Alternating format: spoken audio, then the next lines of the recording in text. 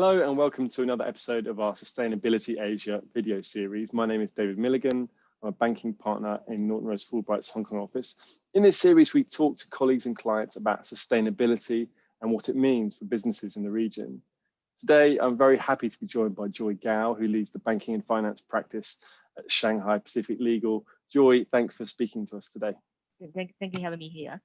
So sustainable finance has been a hot topic in Asia for a little while now. Can you tell us a little bit about the developments in China? Yeah, sure. In China, green finance has become a bright spot in the development of the financial industry also. And also why I find the pace of building a green financial system is accelerating in China. So in September 2015, Chinese government identified the top level design for establishing China's green finance system at the first time, at the very first time.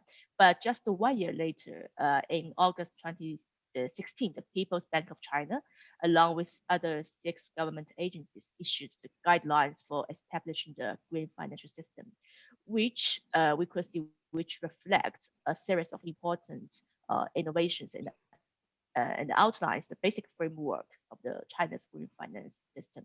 So since then, China has issued significant policies in multiple sectors for transition to a low carbon economy, including some regulations in relation to green bond, green insurance, and carbon trading. So in addition to building a finance system on the national level, Chinese government has also been playing the leading role in establishing some green finance pilot zones to foster green finance reform and innovation. So now we have this kind of pilot zones in 6 provinces.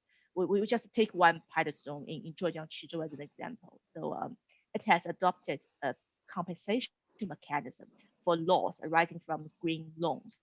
So for example, if a local bank that has granted a green loan, which becomes a non-performing loan, then the bank could be entitled to a compensation up to 20% of the loss incurred from such non-performing loan. So you can see it is really developed rapidly in China for this green credits and green sustainable finance system. So the authorities have been developing these really favorable policies. How has it been received by banks and corporates? How are they responding to these new opportunities? Actually, I prepared some statistics for you. So by the end of 2020, the balance of sustainable loans from 21 major banks in China has exceeded RMB 11 trillion. And the overall quality of the sustainable loan is quite good, actually. And the non-performing rate is far lower than the overall non-performing level of varieties of loans in the same period. And the environmental benefits generated from sustainable loans are gradually emerging. So the sustainable loan of the aforesaid 24 major banks in China can save more than 300 tons of standard coal and reduce carbon dioxide emission by more than 600 million tons every year. So you can see the achievement is huge. And the top green lenders by proportion are state-owned commercial banks such as Bank of China, China Construction Bank, and Agricultural Bank of China. So the development of green finance is starting to change the lending behavior of some Chinese banks. So due to the regulatory pressure to increase financing for green activities and also the increasing understanding of the financial risks of high carbon portfolio, banks are integrating green criteria into their lending decisions and credit risk analysis, not just the value of the assets or something like that. So in the context of such favorable policies, we also see some very creative finance transactions in the market in China. So still, it's an example of the pilot zone in Georgia. Some local banks have launched the green credit management system. Such system is the cloud platform that use fintech to identify, evaluate, and classify green projects, so as to help the banks to manage their green finance business. And also, in such pilot zone, it becomes very common trend that the security over the borrower's carbon emission rights has become very popular, clever, acceptable to the banks. But in many years ago, that it is we cannot imagine that because the banks cannot recognize the value of the such emission rights.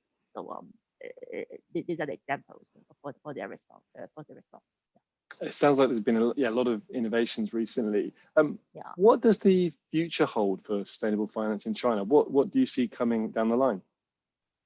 Well, I will see all indications suggest the positive trend of the green finance in China will continue, despite recent pressures on the Chinese financial systems, such as the low GDP growth rates, the trade dispute between the US and China, and the pressure to deleverage. But despite of these things, fundamentally, the overarching policy direction of the green finance is favorable and is supported by both China's State Council and the China Communist Party. And there's a lot of talk from Mr. President Xi, and he is quite focused on the green credit of sustainable finance in China. So recently, according to a meeting hosted by PBOC, one leader said more incentives would be given to financial institutions to support their transitions towards green finance, and the new tools will be unveiled to boost financing for carbon emission cuts. So furthermore, I expect to see a significant increase of diversity of collateral methods, asset-backed securities, and financial products in relation to sustainable finance. For example, I know some banks now are keen to explore carbon footprint related products, which will be supported by the certain platform and the technology that may accurately and legally collect and disclose the carbon footprint related information of the enterprise or even the individual.